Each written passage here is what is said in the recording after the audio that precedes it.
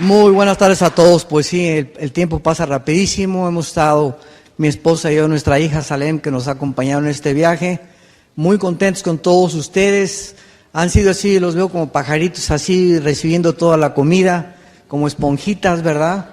Cuando pasamos aquí al frente de los que damos conferencia, nos damos cuenta del tipo de auditorio que estamos enfrentando, y los he visto a todos ustedes muy hambrientos de la palabra de Dios, y nos da muchísimo gusto que puedan ustedes mantener esta pasión por conocer a Dios, porque es la aventura más grande en la cual cualquier ser humano se puede aventurar. Y conocer a Dios es el placer más grande que podamos experimentar en nuestra alma y en nuestro corazón. Así que también queremos anunciarles que ahora en octubre, del 26 al 29 de octubre de este año, tenemos en la Riviera Maya, ahí donde está bien feo todo, Ahí en la Riviera Maya tenemos cada año, este año nos toca del 26 al 29 de octubre, nuestro seminario de matrimonios. Van más de 150 parejas, tenemos lunadas en la noche, el paquete está, verás, muy, muy barato, porque nos da un precio especial el Hotel Barceló, que es donde estamos teniendo las reuniones.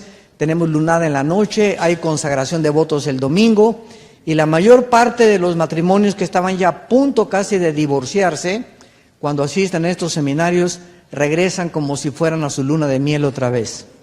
Así que es una bendición, como ustedes no se imaginan, pasar 3 días con conferencias bíblicas, jugamos en la alberca, hay hasta baile, así como lo oyeron, ¿verdad? Hay valses y todo, porque el baile no es pecado, pecado es los bailes del mundo. El cine no es pecado, pecado es las películas del mundo. Así que tenemos que hacer la diferencia. Entonces tenemos una noche, ¿verdad?, romántica con las parejas. Bueno, está increíble estos seminarios.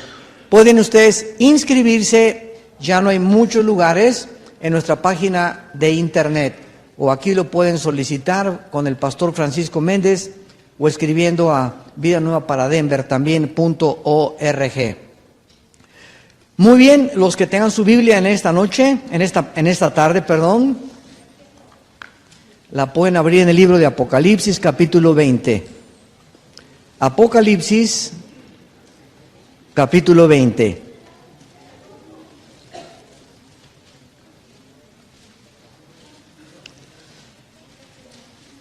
En este capítulo 20 de Apocalipsis vamos a concluir este ciclo de conferencias con el día del juicio final. Así se titula esta conferencia, el día del juicio final. Para todos ustedes, los que no tengan mucho acercamiento a la Biblia o a las Sagradas Escrituras, quiero rápidamente ubicarlos en donde nos encontramos en el Apocalipsis capítulo 20. Ahorita aquí está la cruz, cuando Jesús murió y resucitó, y han pasado 2000 años aproximadamente de Cristo al siglo XXI, han pasado 2000 años, que se llama en la Biblia la dispensación o la época de la gracia de la iglesia. De acuerdo al programa profético de Dios que Él estableció en la Biblia, estamos a punto de que millones de personas desaparezcamos en fracciones de segundo de este mundo. Esta doctrina se llama en Primera de Corintios 15, 51 al 53 y Primera de Tesalonicenses 4, 16 y 17, el arrebatamiento de la iglesia, o también comúnmente se le denomina el rapto de la iglesia. Después de que desaparezcamos y seamos transformados en cuestiones de segundos, millones de seres humanos, viene inmediatamente después 7 años que la Biblia le llama la semana 70 de Daniel, Daniel 9, 24 al 27, o la gran tribulación, donde un hombre en Europa y el Medio Oriente se va a levantar, va a unificar a 5 naciones del Medio Oriente y a 5 naciones de Europa para formar una confederación política que va a ser dirigida por este hombre que la Biblia le llama de diversos nombres, pero el principal es el anticristo. En el libro del Apocalipsis se le denomina la bestia. Entonces, este hombre, el anticristo, va a juntar 5 naciones del Medio Oriente y 5 de Europa, y una vez que se forme esta confederación, él surge, de acuerdo a Daniel capítulo 7. Muy bien, entonces, al acabar estos 7 años, que nosotros ya no estamos aquí, mientras estos 7 años pasan, en el cielo nosotros, los cristianos, vamos a enfrentar lo que dice Romanos 14:10. Yo no veo muchos que apunten, porque creo que tienen buena memoria, ¿verdad? Romanos 14:10 y 1 de Corintios capítulo 3, del 10 al 16, se llama el tribunal de Jesucristo. O sea, mientras la gran tribulación está aquí en el mundo con el anticristo, la iglesia nos encontramos en el cielo, donde vamos a ser juzgados los cristianos, no por la salvación, sino por las obras que hicimos o dejamos de hacer, 2 de Corintios 5:10, mientras estábamos en el cuerpo. Porque nuestra salvación ya está asegurada en la cruz de Jesucristo.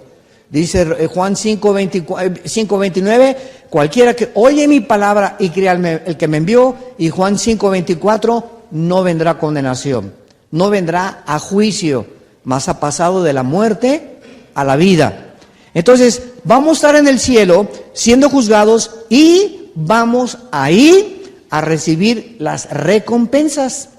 Jesús habló que un vaso de agua que diéramos en su nombre nos sería recompensado.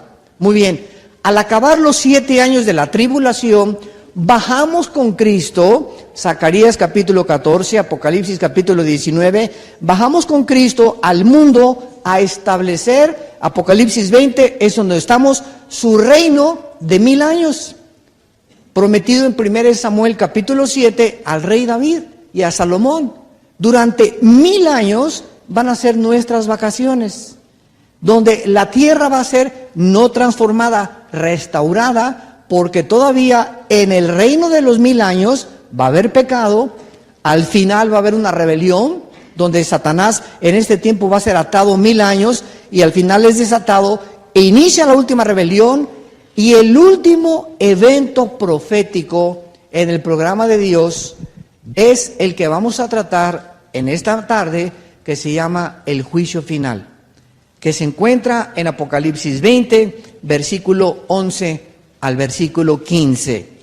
Este evento o este juicio es el último que forma parte del programa profético de Dios. O sea, después de que acabe el milenio, todos los que rechazaron a Cristo, lo vamos a ver en este estudio, todas las personas que rechazaron desde Adán hasta nuestros días, serán resucitados para presentarse en este juicio que se llama el juicio del gran trono blanco.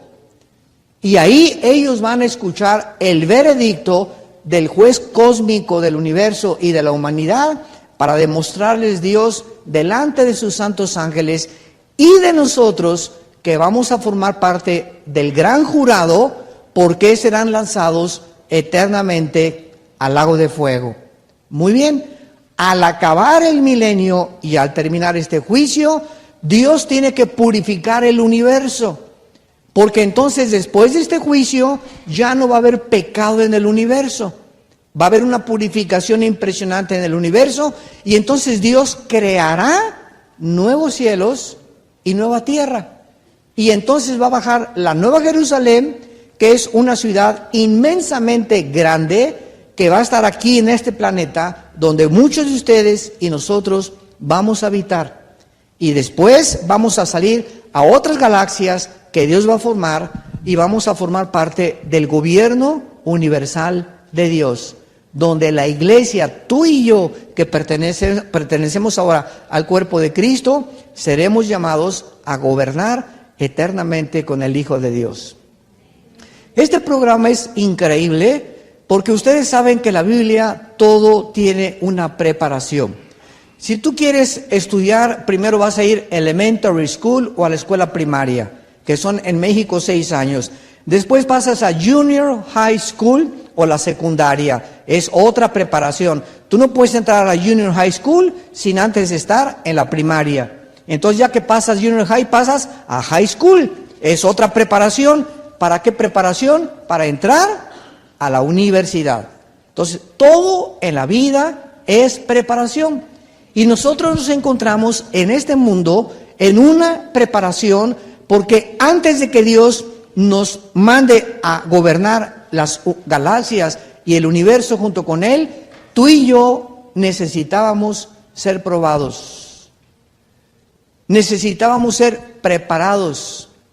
Y a través de la vida que tú tienes y que yo tenga, estamos siendo preparados para gobernar en el futuro. Así que esta vida no tendría ningún sentido si no hubiera un propósito detrás por el cual tú naciste y yo nací. Tenemos un propósito y una realidad para vivir. No somos animales, somos agentes morales, responsables de nuestra vida, de nuestras acciones y de todas las decisiones que hayamos tomado en esta corta vida que Dios nos ha concedido. Entonces, vamos a introducirnos a este juicio final donde tú y yo ya no vamos a estar. Si es que tú tienes en esta mañana o en esta tarde a Jesucristo como tu Salvador. Dice el versículo 11, Apocalipsis 20. Y vi un gran trono blanco y al que estaba sentado en él, delante del cual huyeron la tierra y el cielo, y ningún lugar se encontró para ellos. Aquí notamos que en el tiempo en que este juicio se lleve a cabo, la tierra y el cielo que tú y yo conocemos actualmente va a desaparecer. Por eso sabemos que va a ser hasta el final del reino milenial. Versículo 12, y vi a los muertos, grandes y pequeños, de pie ante Dios. Y los libros fueron abiertos, y otro libro fue abierto, el cual es el libro de la vida. Y fueron juzgados los muertos por las cosas que estaban escritas en los libros según sus obras. Y el mar entregó los muertos que había en él, y la muerte y el Hades entregaron los muertos que había en ellos, y fueron juzgados cada uno según sus obras. Y la muerte y el Hades fueron lanzados al lago de fuego. Esta es la muerte segunda. Y el que no se halló inscrito en el libro de la vida fue lanzado al lago de fuego. Casi todos nosotros hemos visto programas de televisión donde se sorprende a la gente robando en los centros comerciales, con cámaras de videos, o a personas en aeropuertos tratando de introducir drogas, y que son capturados o capturadas gracias a las cámaras de video que ya en todas partes existen, y a estos modernos instrumentos de la tecnología moderna. Y esto es solamente una ilustración de que todos nosotros en esta vida, en tu vida y en mi vida, estamos siendo observados las 24 horas del día. Desde que tú naciste hasta el último suspiro que tengamos en este mundo, todititito nuestros días, nuestra vida, los meses, los fines de semana, las revistas que tú leíste, que yo leí, los programas de televisión, los pecados escondidos que nadie conoce de tu vida o de mi vida, etcétera, etcétera. Toda nuestra vida está siendo filmada por Dios. Y si nosotros tenemos ahorita cámaras que ni siquiera entendemos que lo que está pasando ahorita en el Medio Oriente, lo que está pasando ahorita en China, lo vemos en un programa de CNN o Fox News o otros medios de comunicación, y vemos que están continuamente guardando las computadoras millones de datos y de información, ¿cuánto más no podrá el Dios creador del universo almacenar la memoria de todos los habitantes que vivieron en este planeta? Este juicio, como dijimos, se va a llamar el juicio del gran trono blanco.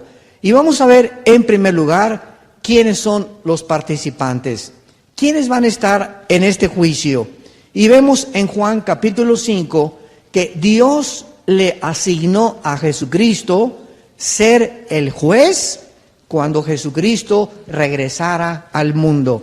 Dice Juan capítulo 5, versículo 22, porque el Padre, es Cristo hablando, a nadie juzga, sino que todo el juicio dio al Hijo, para que todos honren al Hijo como honran al Padre. El que no honra al Hijo, no honra al Padre que lo envió. Versículo 27, y también le dio autoridad de hacer juicio por cuanto es el Hijo del Hombre.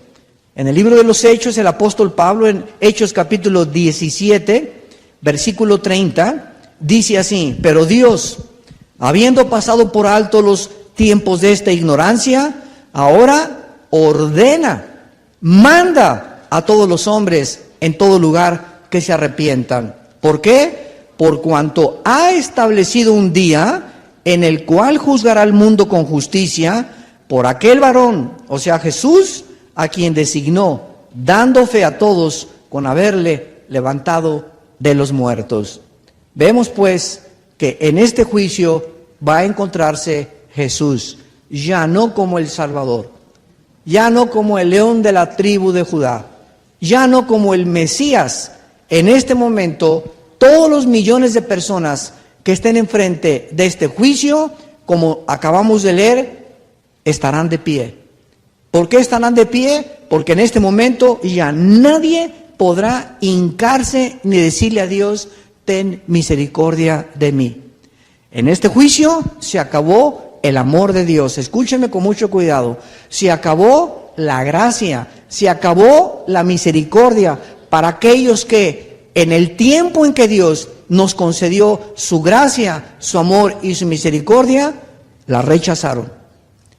Por eso dice la Biblia: cuando oigas su voz, no te endurezcas. ¿Por qué? Porque no es cuando nosotros querramos. No, pues es que cuando llegue a los 50 años, a los 60 años, y vaya en la ambulancia, y vaya, la ambulancia, vamos al hospital, Jesucito mío, perdóname todos mis pecados, en el nombre del Padre y Hijo de Dios, y saco mi estampita de Santadeo, y me dedico a ti. ¿Sabes una cosa? Te estás burlando de Dios, porque tú crees que es cuando tú quieres. Y en la Biblia hay un solo ejemplo de una sola persona que se arrepintió al morir. Una sola. El ladrón junto a la cruz. Un solo ejemplo, la Biblia nos muestra para que tengamos idea de que a la hora de la agonía y a la hora de estar en el hospital, casi nadie Dios le concede el arrepentimiento. Si antes lo rechazaste. Cuando oigas su voz, no te endurezcas. Hoy es el día de la salvación. Hoy es el día que Dios te invita a que vengas a la cruz. El arrepentimiento Dios lo concede. No es cuando nosotros querramos, es cuando oímos que Él nos está llamando a venir a arrepentirnos por nuestros pecados. Ahora vamos a ver quiénes estarán presentes en este juicio. Dice Apocalipsis 20 en nuestro pasaje, versículo 12: vi a los muertos, grandes y pequeños. No significa altos y chaparritos, significa los más grandes, exaltados, reyes, príncipes de sangre azul, los Piruration, y los indígenas y los más iletrados, como decía Cantinflas, los letrados y los deslustrados.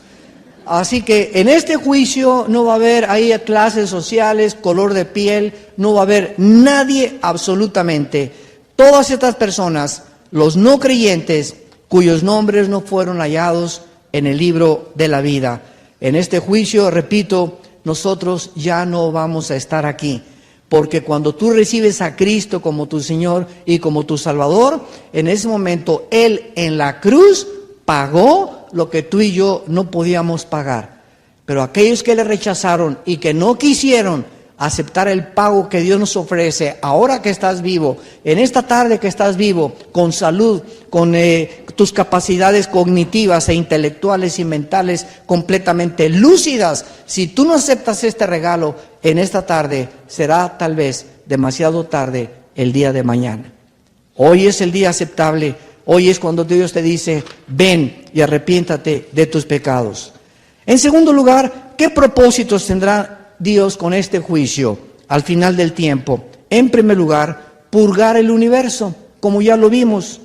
Después de este juicio final, el pecado será purgado completamente. Ya no va a haber en el universo, Satanás será atado completamente, será lanzado al lago del fuego, el anticristo también, el falso profeta, todos los que rechazaron a Dios. El universo será limpio completamente como Dios al principio lo creó. En segundo lugar, para vindicar la justicia de Dios. Muchas personas creen que los juicios de Dios son arbitrarios o que son injustos. Una vez mi esposa y yo nos encontrábamos en Jerusalén.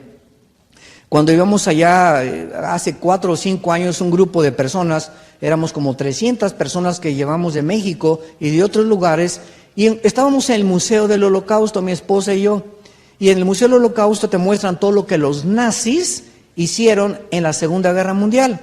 Y estaba yo parado cuando vi a un judío, supe que era judío por la kipá que traía aquí, que estaba como con lágrimas viendo una pantalla y estaba hablando en inglés con otro judío y estaba diciendo, es que yo pienso que ¿dónde estaba Dios en el Holocausto?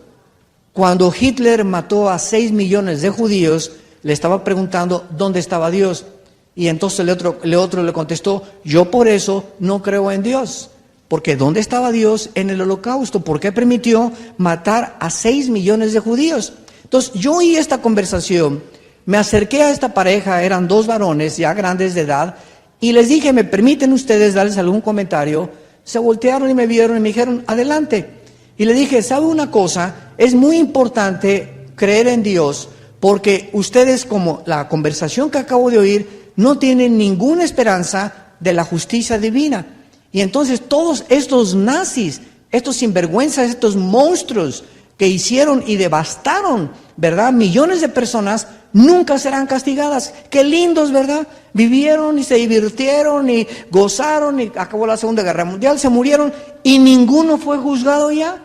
Entonces, pero si existe Dios, les dije, los familiares de ustedes que murieron en ese holocausto van a volver a vivir y van a ser juzgados esos nazis. Y esta es la esperanza que Dios nos da en la Torah, les dije, en la Biblia de ellos, la Torah, o sea, la ley. Entonces se voltearon a ver a uno al otro y le dije, y ahora los grupos de ISIS, estos monstruos que ya no son ni siquiera terroristas, son engendros del infierno, que ya no tienen ni siquiera el derecho de vivir cortándole la cabeza a las gentes, pateando cabezas a los niños, enseñándoles a jugar fútbol con las cabezas de los rehenes. Ahí es lo que están haciendo ahorita los de ISIS en Siria y en Irak. Le digo, cuando venga un bombardeo y los mate a todos, pues qué lindos, ¿verdad? Ninguno fue juzgado. Entonces, si no hay un juicio después de esta vida, Dios sería una monstruosidad. Estas personas ahí en el Holocausto, en el museo, se voltearon a ver y les comenzaron a salir las lágrimas. Le dije, yo soy cristiano y quiero decirles que el Dios de la Biblia, el Padre de Jesucristo, aunque estos no crean en Cristo como el Mesías, viene a juzgar a los vivos y a los muertos. Tarde o temprano se tiene que vindicar la justicia, si no Dios sería un monstruo. En tercer lugar, para determinar el castigo de cada quien. ¿Cuántas personas creen, bueno, se van a ir todos al infierno y todos van a sufrir lo mismo? No. Eso no enseña la Biblia. De la misma forma que los cristianos, no todos vamos a ser recompensados, ni todos vamos a gobernar. Escuchen esto, no todos los cristianos se van a sentar en la otra vida en tronos a gobernar, mas aquellos que fueron fieles hasta la muerte. Veamos algunos ejemplos en el libro de Mateo capítulo 11, en el Evangelio de Mateo capítulo 11, lo que Jesús dijo a unas ciudades que le habían rechazado. Esto es sumamente interesante para que descubramos que no todos van a ser juzgados ni castigados de la misma manera. Dice Mateo 11, versículo 20. Entonces comenzó a reconvenir a las ciudades en las cuales había hecho muchos de sus milagros, porque no se habían arrepentido, diciendo, ay de ti Corazín, ay de ti Betsaida, porque si en Tiro y en Sidón se hubieran hecho los milagros que han sido hechos en vosotras, tiempo ha que se hubieran arrepentido en silicio y en ceniza. Por tanto les digo que en cuando, en el día del juicio, que es el que estamos analizando, en el día del juicio será más tolerable el castigo para Tiro y para Sidón que para vosotras. Y tú, Capernaum, que eres levantada hasta el cielo, hasta el Hades serás abatida. Porque si en Sodoma, y usa de ejemplo Cristo a Sodoma, si en Sodoma se hubieran hecho los milagros que ustedes han visto o que se han hecho en ti, habrían permanecido hasta el día de hoy. Por tanto les digo que en el día del juicio será más tolerable el castigo para la tierra de Sodoma que para ustedes o que para ti. En otras palabras, Sodoma no tenía Biblia. Los sodomitas, ¿se acuerdan? Génesis 19, que se llenó de homosexuales. De ahí viene la palabra sodomita de Sodoma, que Dios los condenó y los incendió 2 ciudades con fuego y con azufre. Se aparece Cristo casi 2000 años, 3000 años después, y les dice a los habitantes: en Sodoma no me vieron a mí. En Sodoma no tenían Biblia y así fueron condenados. Pues en el día del juicio serán más condenados aquellos a quienes más se les dio. Y nosotros somos esta generación. Nosotros somos esta generación porque tú tienes una Biblia, has venido a la iglesia, conoces perfectamente bien lo que hizo Jesucristo en la cruz, sabes que es bueno y sabes que es malo. Por lo tanto, a las personas que nunca supieron de Cristo, y esta es la pregunta que se contesta en la Biblia, me la han hecho miles de veces: ¿y qué de los musulmanes que nunca hablaron de Cristo? ¿Y de los budistas que nunca hablaron de Cristo y se murieron? ¿Cómo los va a juzgar Dios? Bueno, veamos el libro de Romanos, capítulo 2.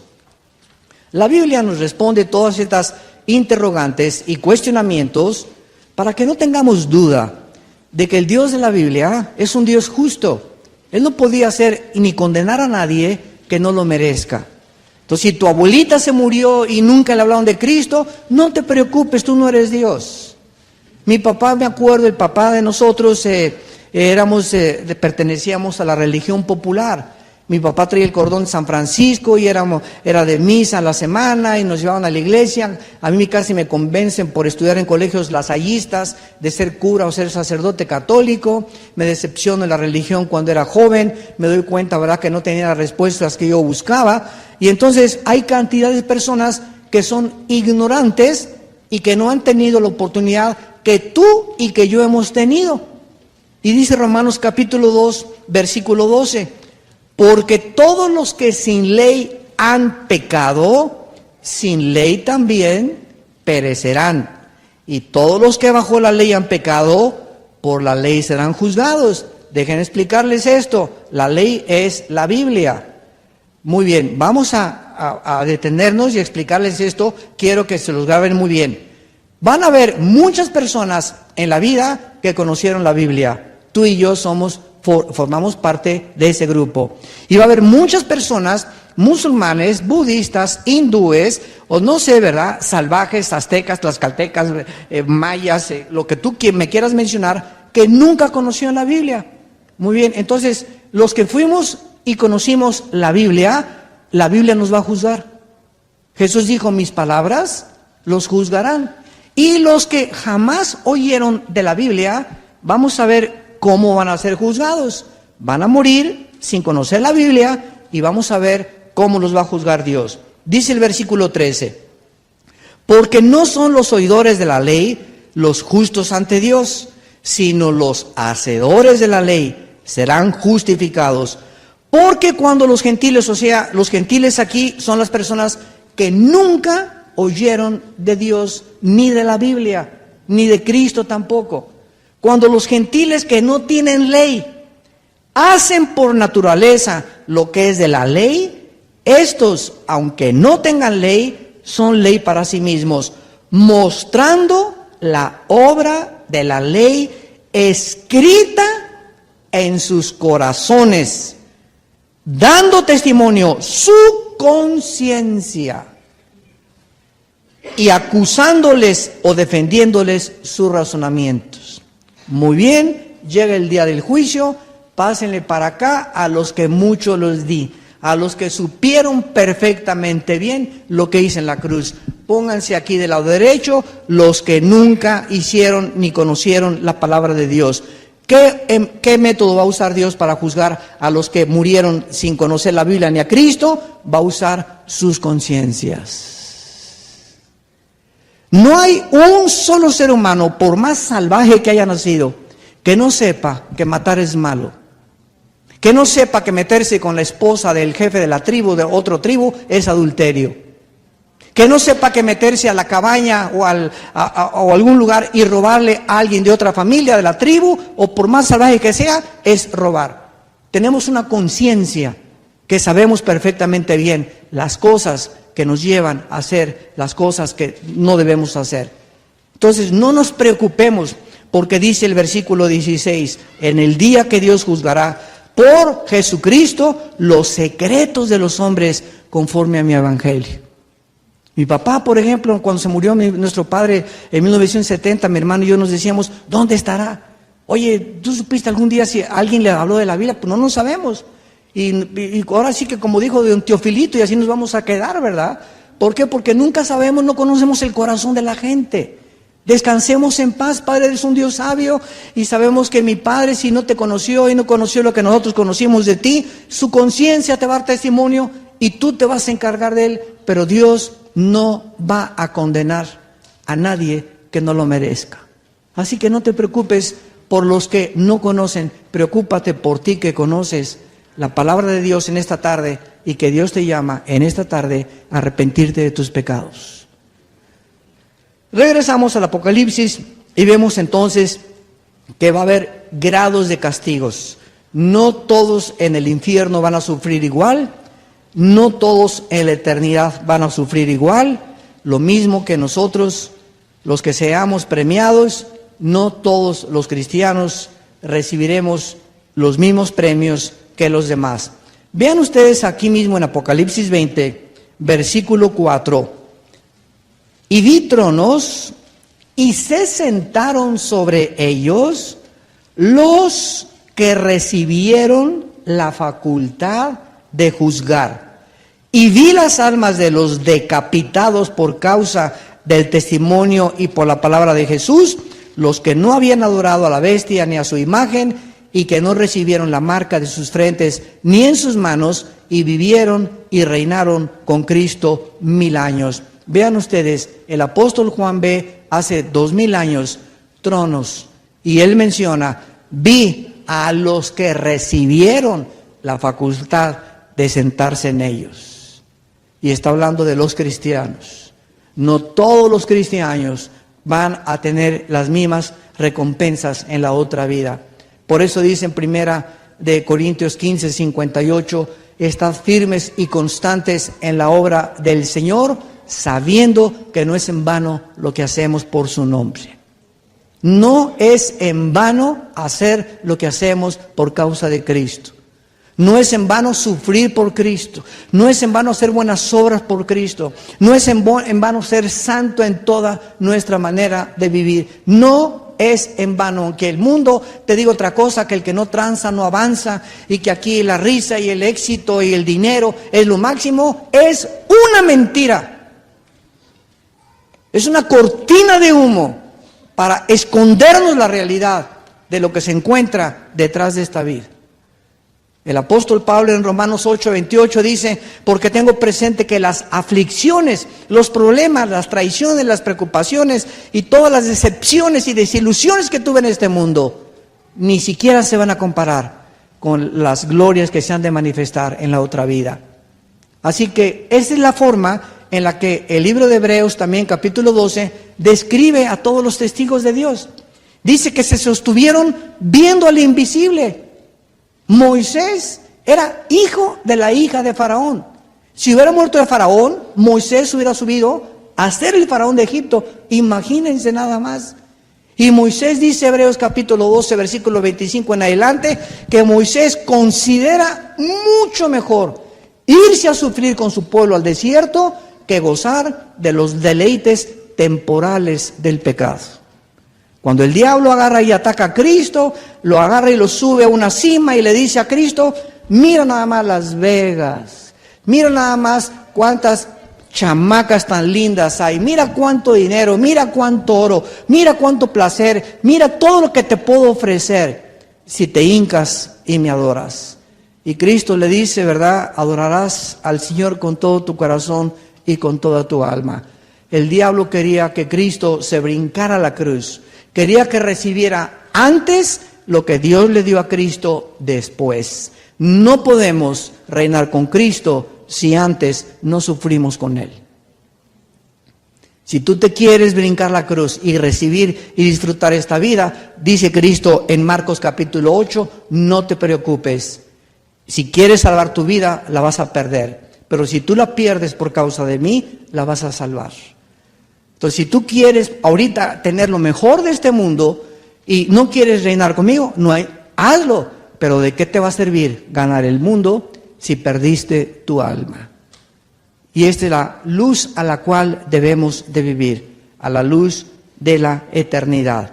Ahora bien, regresamos a Apocalipsis 20, versículo 11 y 12, y dice la Biblia, y vi un gran trono blanco, y al que estaba sentado en él, y ya vimos que en ese momento la tierra y el cielo desaparecen, o sea, será al final del milenio. Y vi a los muertos grandes y pequeños de pie ante Dios. Aquí ya no hay misericordia, ya no hay gracia, ya no hay perdón. Nadie puede ya estar de rodillas. Por eso es interesante que diga la Biblia, los vi parados. Ya no había nadie que se quisiera hincar. Y aunque se quisieran hincar, el tiempo de la gracia y del perdón pasó para siempre. Y vemos que a continuación dice la Biblia que Dios abre libros. Y aquí se mencionan varios libros. Dice, los libros, plural, fueron abiertos. Y otro libro fue abierto, el cual es el libro de la vida. Y fueron juzgados los muertos por las cosas que estaban escritas en los libros según sus obras. Qué interesante, la salvación no es por las obras, pero el juicio será por las obras. La salvación no es por ninguna obra que hayamos hecho, pero los que rechazaron a Cristo por las malas obras que hicieron serán juzgados. Y todas las obras malas serán traídas a colación delante de Dios. Vemos en Apocalipsis capítulo 13 que en los tiempos del anticristo se menciona estos libros de manera similar. Dice Apocalipsis 13, versículo 8, y la adoraron, o sea, a la bestia, al anticristo, todos los moradores de la tierra, cuyos nombres no estaban escritos en el libro de la vida del Cordero, que fue inmolado desde el principio del mundo. O sea, Dios tiene un libro aquí, que es el libro donde todos los nombres de los seres humanos, desde Adán hasta nuestros días, ahí están en este libro. Dios tiene otro libro, que es el libro de la vida del Cordero. Todo este libro y los nombres de Pancho Pantera y de Juan González y del Piruration Turation y del Pitirijas Cuijas, que se arrepintieron de sus pecados, son colocados en el otro libro, del libro de la vida del Cordero. Y hay otro libro que es el libro donde están los condenados que nunca se arrepintieron y que no fueron puestos en el libro de la vida. Por eso dice en Apocalipsis 3, 10 al 15, no borraré tu nombre del libro de la vida a los vencedores. Y 1 Juan 5, 4 y 5 dice, ¿quiénes son los vencedores? ¿Quién es el que vence al mundo? Sino aquel que cree que Jesús es el Hijo de Dios. Entonces, la Biblia es muy clara a este respecto. Y podemos descubrir que si tú te conviertes a Cristo, eres inscrito en el libro de la vida del Cordero y jamás, nunca tu nombre va a ser borrado. Y cuando es borrado es porque la persona no perteneció más que al libro de la vida, que es el libro de los nacimientos de todos los seres humanos.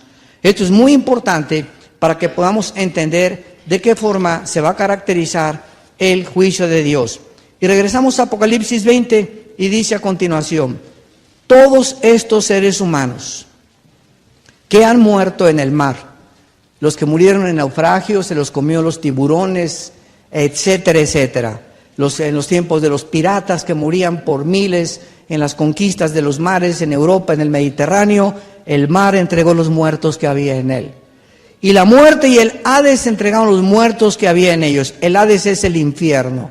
Todos los que se encuentran en el infierno ahorita, que se encuentran en el centro de la tierra, van a resucitar para presentarse después del milenio a este juicio del gran trono blanco. No va a haber nadie que se quede en sus tumbas. Y fueron juzgados según sus obras. Esta es, dice el versículo 14, la segunda muerte. O sea, si hay una segunda muerte, tiene que haber una primera muerte, ¿correcto? ¿Cuál es la primera muerte que todos nosotros tenemos que experimentar? La muerte física. Entonces, tú puedes nacer una vez y morir dos veces. Puedes nacer físicamente, morir espiritualmente, porque estamos muertos espiritualmente, y morir eternamente. Morir eternamente se llama la segunda muerte. Los cristianos somos personas que hemos nacido dos veces y vamos a morir nada más una vez. El cristiano nació físicamente y nació espiritualmente. Hemos tenido dos nacimientos y vamos a tener solo una muerte, la muerte física. Las personas no cristianas son personas que nacieron físicamente y van a morir dos veces. La muerte espiritual, que es la separación de Dios, y la muerte eterna, la segunda muerte. Y en esta segunda muerte, muchas personas han preguntado, ¿qué Dios no es omnipresente? Sí. Entonces, ¿qué no va a estar Dios en el infierno? O sea, todos los que estén en la eternidad. Esta es una pregunta teológica interesante que nos han hecho muchas veces. Entonces, Dios no va a estar en el infierno, porque en el lago de fuego, porque si Dios es omnipresente, tiene que estar en todos lados. ¿Sí o no? Claro que sí, Él es omnipresente. Pero cuando dice la Biblia que van a estar alejados de la presencia de Dios, significa de su amor y de su misericordia y de su perdón. Entonces, no significa que Dios no tenga conciencia de los que van a estar en el lago de fuego, pero vivir alejado eternamente de la presencia de Dios es precisamente estar lejos de su amor, de su perdón y de su misericordia. Virtudes que ahora nos ofrece Dios cuando estamos perfectamente en nuestros cinco sentidos. Ahora ven ustedes en Lucas capítulo 16, en el Evangelio de Lucas capítulo 16, de qué forma Cristo describió de una forma terrible a las personas que se encuentran ya, tal vez amistades tuyas, tal vez familiares tuyos o nuestros en el infierno. Y aquí quiero aclarar algo. Desde Adán hasta la cruz, desde Adán y Eva hasta la cruz del Calvario, todos los muertos, buenos y malos, justos o injustos, de Adán hasta la cruz de Cristo, todos bajaban al centro de la tierra. Y en el centro de la tierra se llamaba ese lugar en el Antiguo Testamento Sheol, que es una palabra hebrea que significa lugar de la sepultura o lugar de los muertos. Cuando Cristo baja hace 2000 años, Él es el primero, porque ¿quién más lo puede explicar? ¿Quiénes estaban ahí en el centro de la tierra?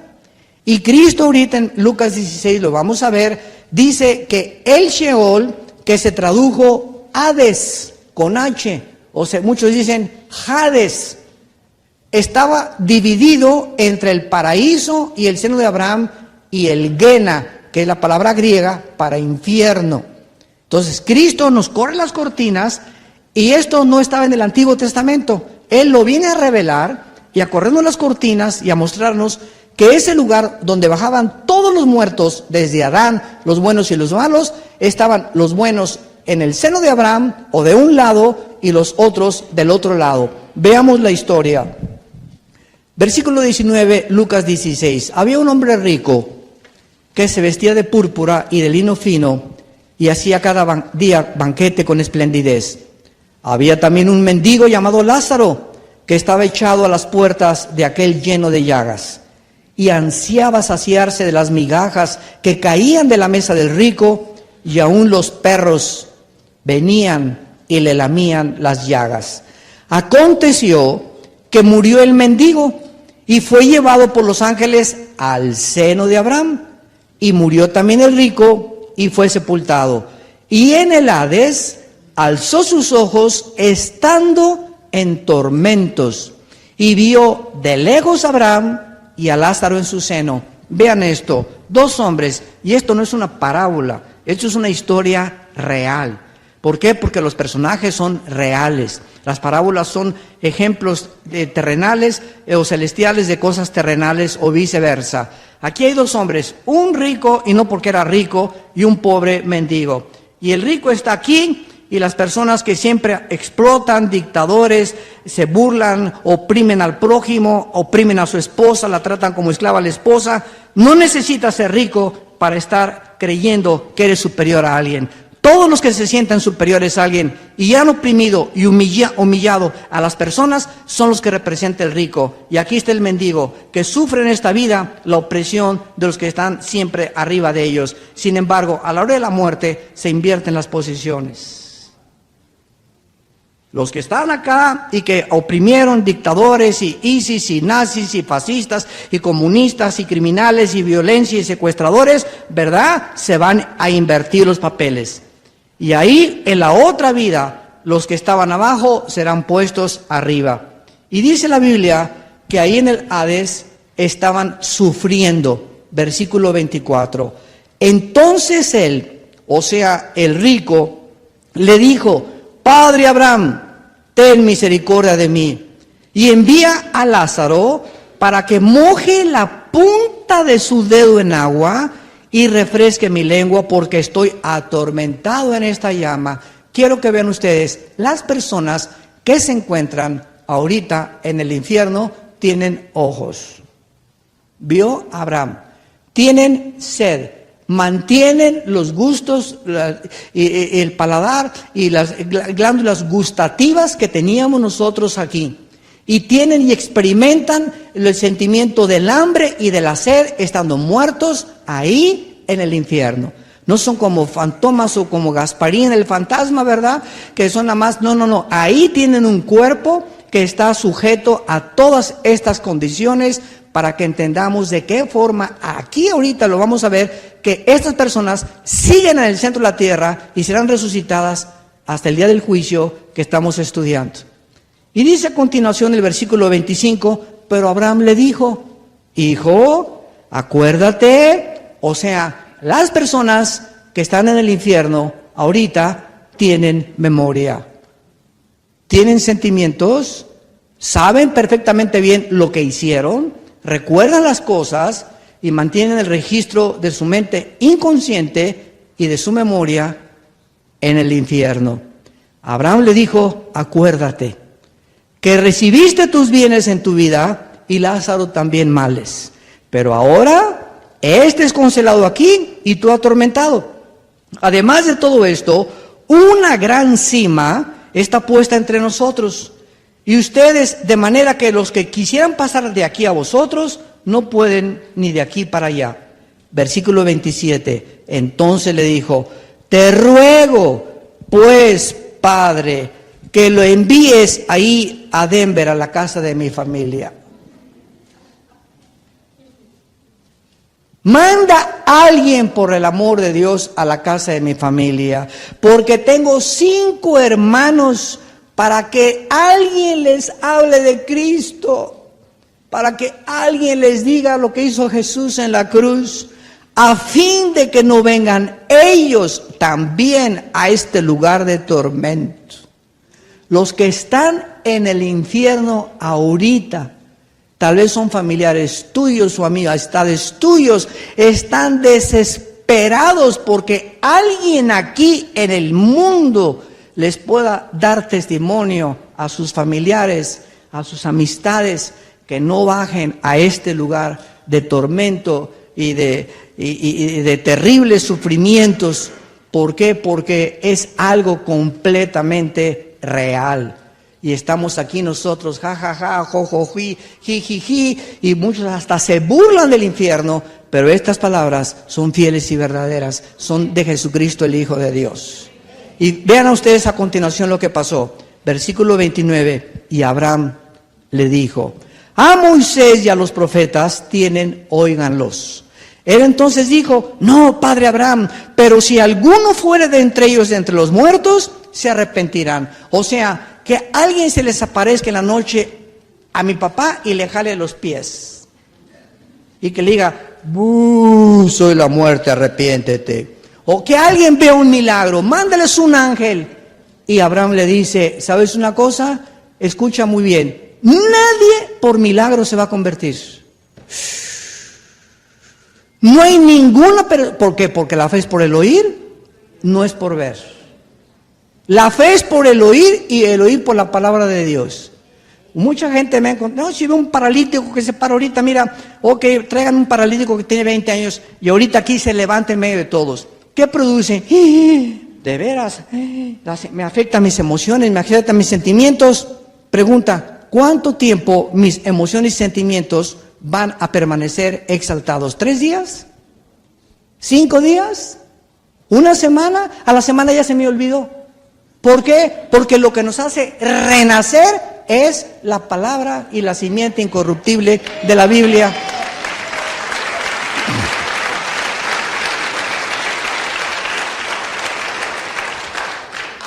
Primera de Pedro 1:23, hemos sido renacidos, vuelto a nacer por la palabra de Dios.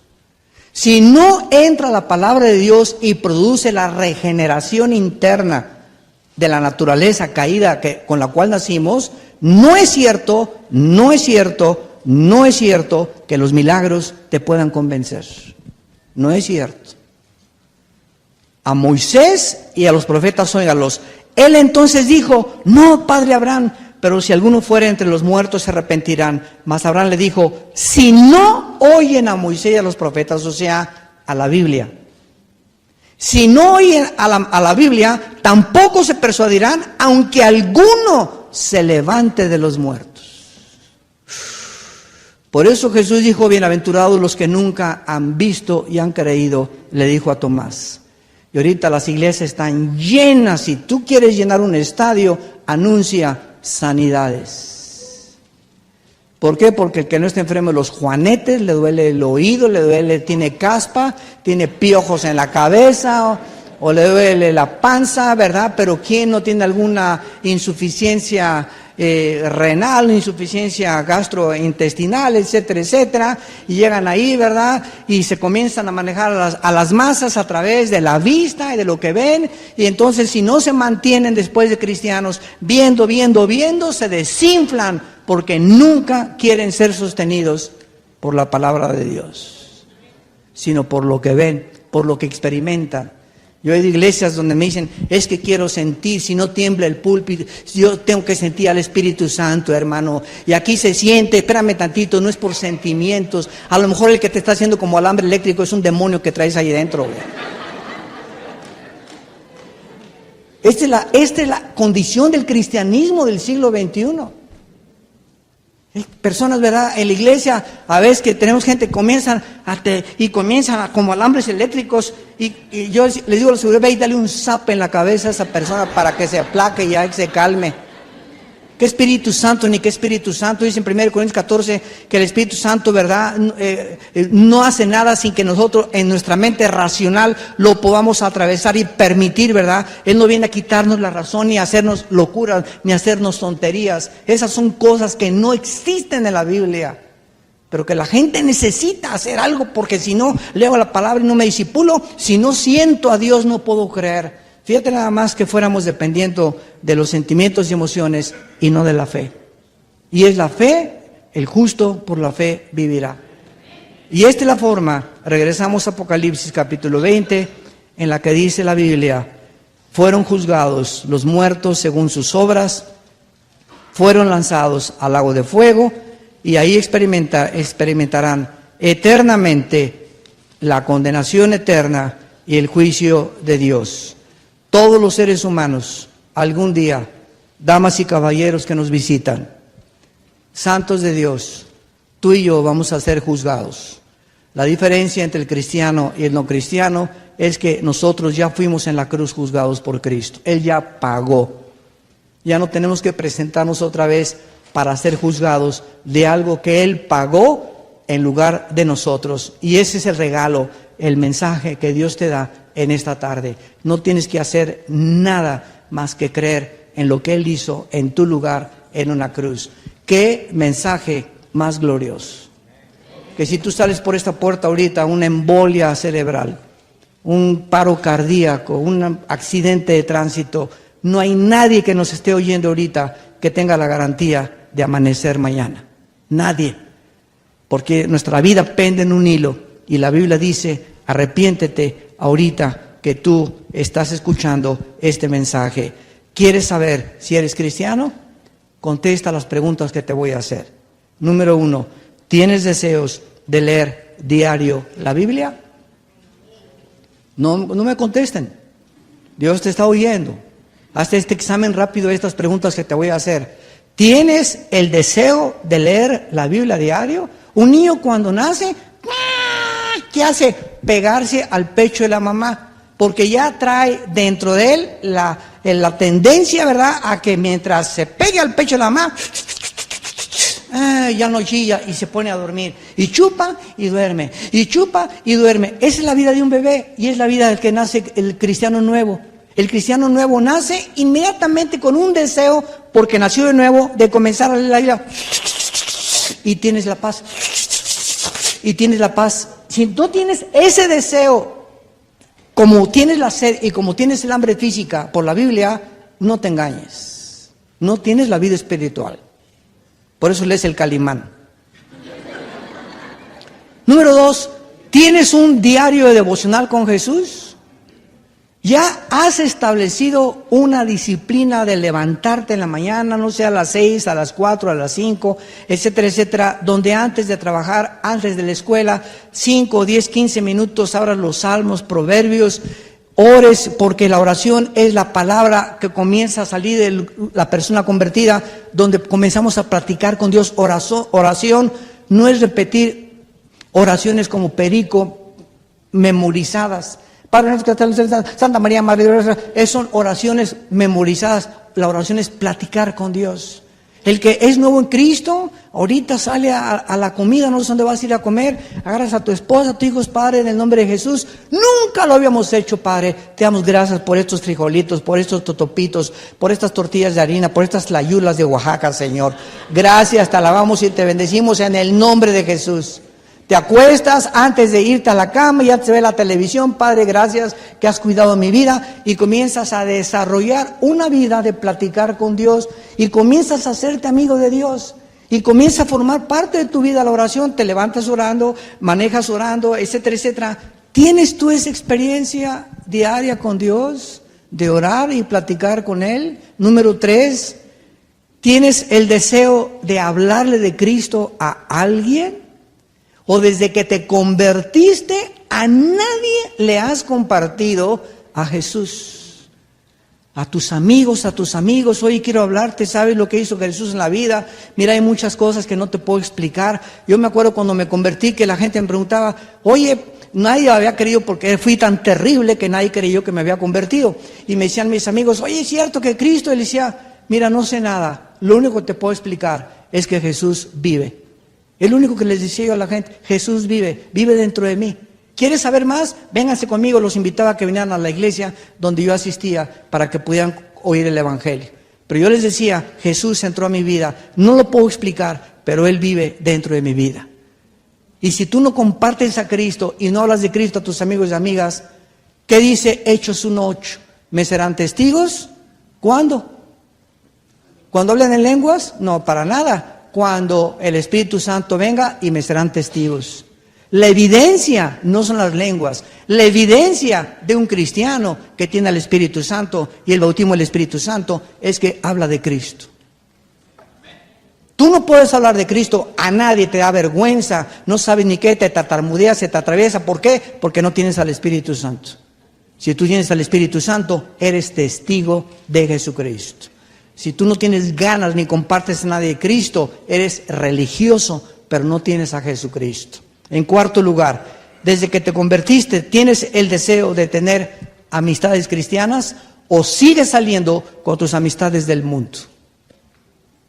Esto no significa que no tengamos amistades de nadie que no sea cristiano, pero desde que te convertiste, ¿te sientes a gusto con los cristianos? ¿Estás asistiendo a estudios con los cristianos? ¿Ya has invitado a tu casa amistades o parejas cristianas que comiences a platicar con ellos y te sientes a gusto? ¿O desde que te convertiste no te interesa ni tienes amistades cristianas tampoco? Vienes aquí el domingo, te persinas, sacas tu estampita de Tantadeo y te vas allá afuera como si fueras a cualquier iglesia religiosa. Si tú no tienes amistades cristianas y no te deleitas con amigos y amigas cristianas, no puedes tú asegurarte y puedes dudar de que tengas la vida de Jesucristo. O te sientes mejor con personas que no sean creyentes. Con tu compadre, el hijo de Pancho Villa, te sientes mejor. Con el tequila y con todo, ajúa viva Emiliano Zapata. Si es así, tienes que examinarte. Dice 2 Corintios 13, examinámonos para ver si estamos en la fe. Muchos me dirán en aquel día, Mateo 7, Señor, Señor, y yo les diré, nunca te conocí. Oye, pero si hablé lenguas, hice milagros, fui a la iglesia, estuve ahí en las reuniones en la iglesia de Denver, nunca te conocí, porque nunca tuviste una relación conmigo. Nunca platicaste conmigo en oración, nunca me buscaste en la Biblia, nunca le hablaste a nadie de mi Hijo Jesucristo. Aléjate de mí.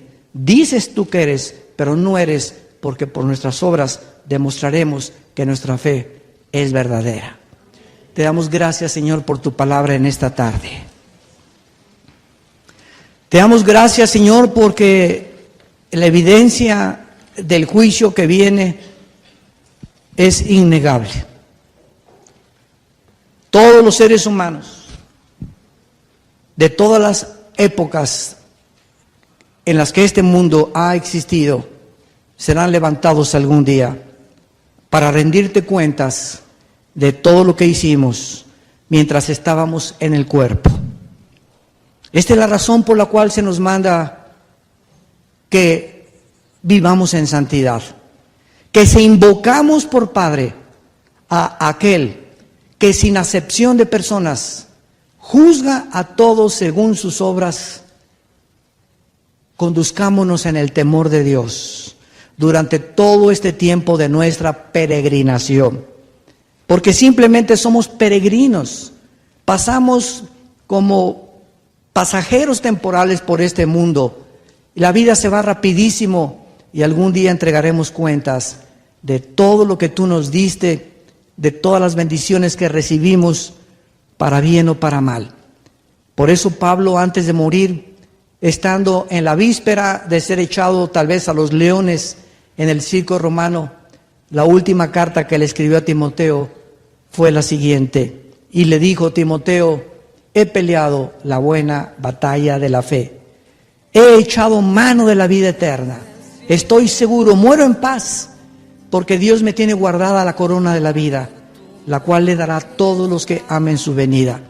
Pablo se encontraba, después de todo lo que sufrió, gozoso, terminó gozoso su carrera cristiana, no amargado, gozoso, no con rencor ni con odio contra nadie, gozoso de saber que había servido a Jesús y que en segundos después de su muerte estaría en su presencia, donde Dios sacaría sus lágrimas, ya no habría dolor ni tristeza ni enfermedades, porque las nuevas cosas están guardadas para aquellos que le aman con todo su corazón.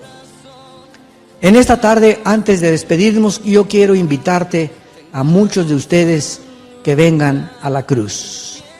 No te invito a ninguna nueva religión, no te invito a una secta, no te invito a una ideología, te invito a que vengas a un hombre que se llama Jesucristo, que quiere entrar a tu vida en este momento y garantizarte que te va a redimir de tus pecados, que va a transformar tu vida y que tú vas a descubrirlo conforme vayas creciendo en la gracia y conocimiento de su palabra.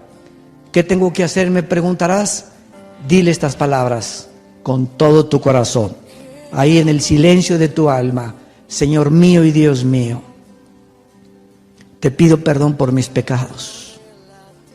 Creo que algún día viene este juicio y yo no quiero estar ahí.